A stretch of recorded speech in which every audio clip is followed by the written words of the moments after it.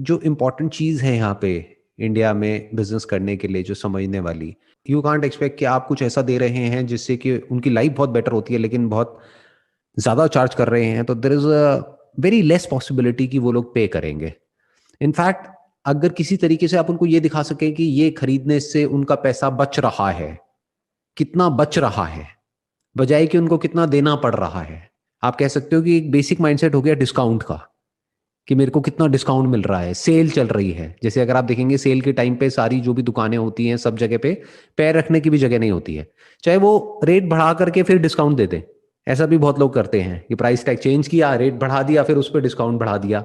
लेकिन लोगों का माइंडसेट क्या है, ये नहीं कि मैं अभी कितना दे रहा हूं, कितने पैसे दे रहा हूं, वो ये देखते हैं कि मेरे को कितना बच रहा है, क्योंकि सेविंग मेंटालिटी रही है शुरू से ही इंडिया में। बेसिकली अभी ये जो कंजम्पशन की जो स्टोरी है वो नई है, यानी एकदम से लोग खर्चते नहीं है, लेकिन जो पैसे को बचा करके रखने वाली जो आदत है ना, वो बहुत सालों से चली आ रही है, सदियों से चली आ रही है, मतलब इंडिया के अंदर। तो इससे आप समझ सकते हैं कि इंडियंस की जो मेंटालिटी है that is more of a saving mentality rather than spending mentality. तो आपको किसी तरीके से ये दिखाना होगा कि इसमें एक्चुअल में आपका क्या बेनिफिट है इन टर्म्स ऑफ सेविंग, कि अगर आप ये लेते हैं तो देखो, अगर अभी आप लेते हैं तो आपको इतना पैसे का फायदा हो जाएगा। तो ये नहीं दिखेगा कि कितने का नुकसान हो जाएगा। ये देखा जाए तो बहुत अच्छी मेंटालिटी नहीं है, बिकॉज आइडियली क्या होना चाहिए, चाहे डिस्काउंट है चाहे नहीं है, we should look for value for money. जो डेवलप कंट्रीज होती है वहां पर ये मेंटालिटी चलती है, बट हमारी जो इंडियन साइकी है वो ये है कि मतलब वी ऑलवेज लुक फॉर कि मेरे को कितना बच रहा है। आदमी ये देखेगा मेरे को 600 रुपए बचा, 1200 पे 50% डिस्काउंट, मतलब 600 रुपए बचा, बट वो ये नहीं समझ रहा कि जो तूने 600 रुपए की चीज ली है वो एक्चुअल में 300 रुपए की है, उसकी वैल्यू 300 रुपए की है। So we must ideally look for value for money, लेकिन जो अंदर कोडेड है लोगों के दिमाग में वो है बचत। तो इसको हमेशा दिमाग में रखना है, और इसी साइकी को ज्यादातर जो भी आप देखेंगे, जो ये मेगा स्टोर्स हैं, सुपर स्टोर्स हैं, या फिर बड़े बड़े डिपार्टमेंटल स्टोर्स हैं, वो इसको बड़े अच्छे से इनकैश करते हैं इस मेंटालिटी को। इनफैक्ट ये मेंटालिटी आपको ऑनलाइन स्टोर्स पे भी देखने को मिलेगी। मतलब 10-20% डिस्काउंट होता है तो कितना भी बढ़िया प्रोडक्ट हो कोई खरीदता ही नहीं है, जब तक 30-40% 50% ना दिखे ना, तब तक लोगों को लगता है कि कोई डील नहीं है, ये बढ़िया डील नहीं है। सो ये एक मेंटालिटी है जिसको आपको सबसे पहले समझना है, that is saving mindset, not spending mindset. Not looking at value for money but looking at कि मेरे को कितना बचा, चाहे उसमें नुकसान हो जाए, दैट इज ओके। दूसरा आपको ध्यान रखना है कि यहां पर जो लोग हैं वो बहुत ही ज्यादा इमोशनल हैं। बिजनेस में आपको जो ध्यान रखना है ना, इंडिया में स्पेसिफिकली, यहां पे लोगों का माइंड इतना लॉजिकली नहीं सोचता है। मेजॉरिटी की बात कर रहा हूं, एक्सेप्शंस आर ऑलवेज देयर। कुछ लोग हैं जो बड़ा प्रैक्टिकली लॉजिकली सोचते हैं और उसके अकॉर्डिंग चलते हैं, बट मेजॉरिटी ऑफ जो जनता है, जो लोग हैं, उनका दिमाग कैसे चलता है, इमोशनली चलता है। इमोशंस को हिट करना चाहिए। मतलब अगर आप अपने प्रोडक्ट के थ्रू या सर्विस के थ्रू उनके दिमाग को हिट करने की कोशिश करेंगे तो सक्सेसफुल होने के चांसेस थोड़े से कम है। बट अगर इमोशंस को और फीलिंग्स को हिट करेंगे, इमोशनली अगर वो आपसे कनेक्टेड फील करेंगे, तब आपके सक्सेसफुल होने के चांसेस बहुत ज्यादा है। ये अच्छा भी है बुरा भी है। अच्छा इसलिए है क्योंकि एक दिल से कनेक्शन बनता है, बुरा इसलिए है क्योंकि लोग इसको अपने फायदे के लिए यूज करते हैं। तो इसको आपको समझना होगा। इस फंडे को जो पॉलिटिशियंस हैं वो बहुत अच्छे से समझते हैं। इसीलिए अगर आप ध्यान से ऑब्जर्व करेंगे ना, इंडियन जो पॉलिटिक्स है, it is less about logic, it is more about emotions, कि किस तरीके से आप जनता को इमोशनल करके अपने फेवर में कर सकते हो।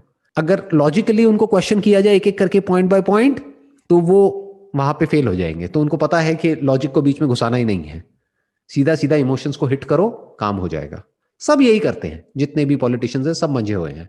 सबको पता है कि भाई क्या है, किस तरीके से किसकी क्या दुखती हुई नस है, बस सीधा उसको हिट कर देते हैं। थर्ड पॉइंट क्या है, फ्री। जैसे किसी का है कि भाई मेरे को फ्री फ्री फ्री, इंडिया में ये फ्री का बहुत है, फ्री में चाहिए जो भी चाहिए। तो अगर आप फ्री में कुछ दे सकते हैं तो आप बाद में चार्ज भी कर सकते हैं कुछ लोगों से।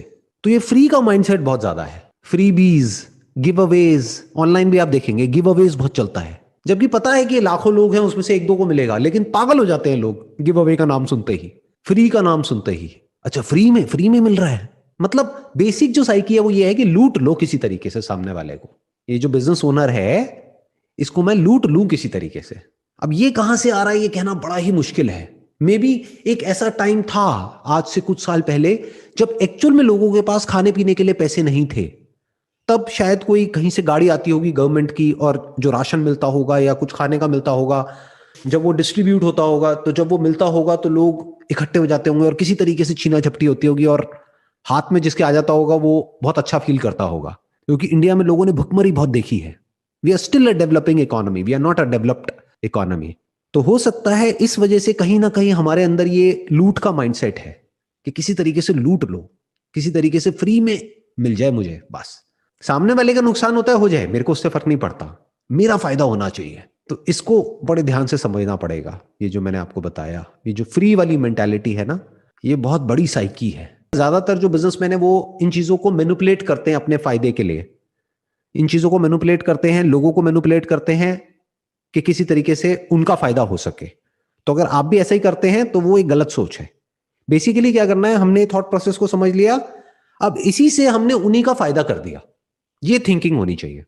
ये नहीं कि उनकी थिंकिंग उन्हीं के ऊपर चला के, बिल्कुल ऐसा है, ये डुअल एजेड स्वॉर्ड की तरह है कि जिसको ये समझ है ना ये सारे फंडों की जो मैंने आपको बताया, इससे कोई भी आदमी किसी को भी बेवकूफ बना सकता है।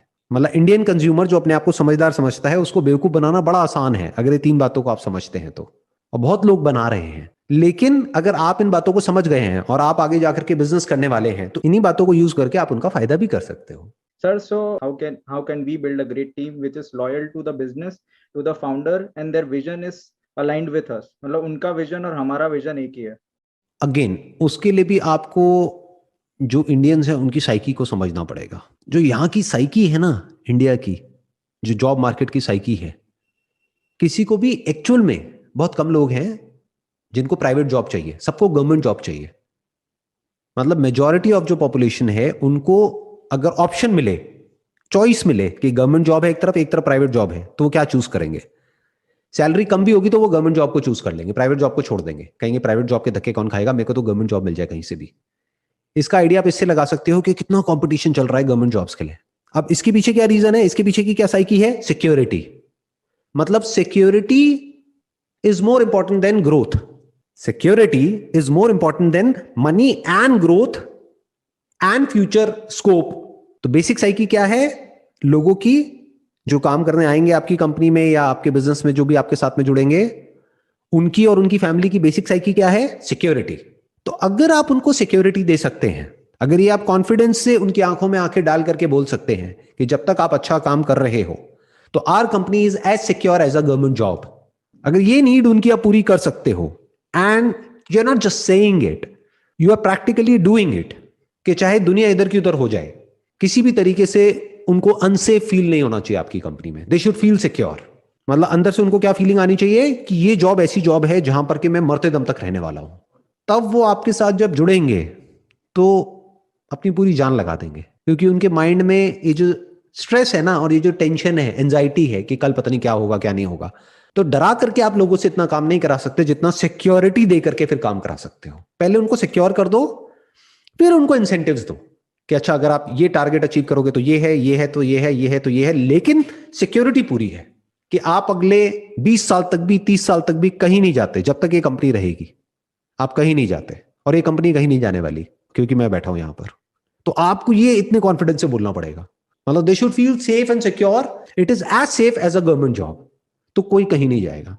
तो इस तरह से सोचना होता है कि हम क्या दे सकते हैं, ये नहीं कि क्या ले सकते हैं।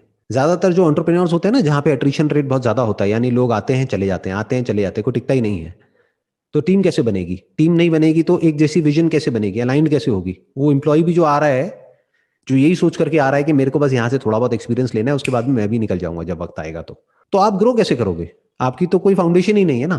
फाउंडेशन का मतलब क्या है? कुछ ऐसे लोग, एक ऐसी कोर टीम, या बेटर स्टिल पूरी टीम 100 लोगों की जो आपकी थॉट प्रोसेस के साथ में अलाइंड है, जो 2-4 दिन या 2-4 महीने से आपके साथ में नहीं है, 10 साल से या 20 साल से आपके साथ में है। मतलब उनको आपको सिक्योरिटी भी देनी है और ग्रोथ भी देनी है। तो क्या हुआ? They have got the best of both worlds. उनको गवर्नमेंट जॉब की सिक्योरिटी मिल गई आपकी कंपनी में, और प्राइवेट जॉब की ग्रोथ भी मिल गई। अब कोई कहीं नहीं जाएगा। You will be 100% sure at the back of your mind कि कोई अगर आकर के उनको डबल पैसा भी देगा तब भी वो कहीं नहीं जाएंगे। क्यों नहीं जाएंगे? क्योंकि उनको पता है कि वहां पे सिक्योरिटी नहीं है। नेवर ट्रस्ट एनीवन, ये बिजनेस का पहला उसूल है। कभी किसी को ट्रस्ट नहीं करना है। मतलब क्या, प्रैक्टिकली हर चीज लिख करके चलो, हर चीज क्लियर करके चलो, वर्बली किसी की बातों में नहीं आना है। उनका बैकग्राउंड चेक करो, देखो उन्होंने क्या किया है क्या नहीं किया है। अगर उसने कुछ नहीं किया है तो उस पर्सन का बैकग्राउंड देखो, उसकी क्वालिफिकेशन देखो। अगर कोई क्वालिफिकेशन भी नहीं है तो फैमिली बैकग्राउंड समझने की कोशिश करो, क्या है क्या नहीं है। कल को आपने उसको पैसा दिया, अगर वो लेकर के भाग ही गया तो फिर क्या है, क्या श्योरिटी है, कहाँ ढूंढोगे उसको। पैसा ले लिया, काम नहीं किया तो क्या करोगे। अगेन वही बात आ गई, केस करोगे, केस चलता रहेगा 10-20 साल तक। अब केस करोगे बिजनेस करोगे वही बात आ गई ना। तो नेवर ट्रस्ट एनीवन, प्रैक्टिकल होकर के चलो। पहले शुरू में एकदम से किसी को बहुत बड़ा अमाउंट मत दो, कोई भी सप्लायर है कोई भी वेंडर है, छोटे से शुरू करो, धीरे धीरे वो ट्रस्ट बिल्ड होगा। धीरे धीरे आपको समझ आएगा सामने वाला पर्सन किस तरीके से काम करता है। फिर चाहे वेंडर हो चाहे आपका कोई कस्टमर हो, कस्टमर पे भी ट्रस्ट नहीं करना है बॉस बिजनेस में, ये ध्यान रखना। क्योंकि यहाँ पे बहुत सारे कस्टमर्स हैं, वही घुमा देंगे आपको, वेंडर फिर भी इतना नहीं घुमाएगा। वेंडर मतलब क्या, जहां से आप सामान ले रहे हो, रॉ मटेरियल ले रहे हो। कस्टमर मतलब क्या, जिसको बेच रहे हो। तो कस्टमर क्या करेगा, कहेगा कोई बात नहीं दे दो ना, आ जाएंगे पैसे आपके, कहाँ जा रहे हैं। फिर आप उसको फोन करोगे 1 महीने बाद, भाई क्या हुआ मेरे पैसे। वो कहेगा कोई नहीं और माल भेज दो, आ जाएंगे आपके पैसे, कहाँ जा रहे हैं। करते करते आपने सोचा था 1 लाख रुपए, वो ले लेगा सामान 10 लाख रुपए का, उसके बाद में कहेगा आपका प्रोडक्ट डिफेक्टेड है, ले जाओ उठा करके, और सामान होगा 2 लाख रुपए का, वो किसी काम का होगा नहीं, आप फंस गए। समझे। तो ट्रस्ट किसी पे भी नहीं करना है, प्रैक्टिकल होकर के चलना है और छोटे से शुरू करना है एक रिलेशनशिप को, फिर धीरे धीरे बड़ा करना है। मतलब पहले उस रिलेशनशिप को टेस्ट करना है, पहले उतना ही ट्रस्ट करो जितना आपको खोने में कोई बुराई नहीं है। मानो 5,000 रुपए 10,000 रुपए का ही ट्रस्ट करो, चाहे वो कस्टमर हो चाहे वो वेंडर हो। फिर जब लगे कि हाँ इस पे 20,000 का ट्रस्ट किया जा सकता है तब करो, वरना मत करो। जैसे अगर कस्टमर को आपने 10,000 का माल दिया है और वो बोलता है कि और माल दो तब मैं दूंगा, तो आपको समझ आ गया ये बेकार आदमी है। तो उसको सीधा बोलो कि भाई ऐसा है, पहले पैसे दे दो फिर माल ले लेना, वरना और आगे माल नहीं मिलेगा। तो डूबा भी तो कितना डूबा, 10,000 रुपये डूबा ना, कोई बात नहीं, बाकी जगह से तो आ रहा है ना पैसा। आपका बिजनेस तो बंद नहीं हुआ ना एक की वजह से। बड़े एक्साइटेड होकर के एक बड़ी सी मछली पकड़ने की कोशिश करी, वो मछली उन्हीं को खा गई। आपका नेट स्ट्रांग होना चाहिए ना, उसने नेट को पकड़ के खींचा, साथ में जो मछुआरा था वो भी आ गया और सब मछली के पेट में, नेट भी मछली के पेट में और मछुआरा भी जो उसको पकड़ने गया था मछली को, वो मछली उसी को खा गई। तो ये थोड़ा ध्यान रखना होता है और संभल के चलना होता है।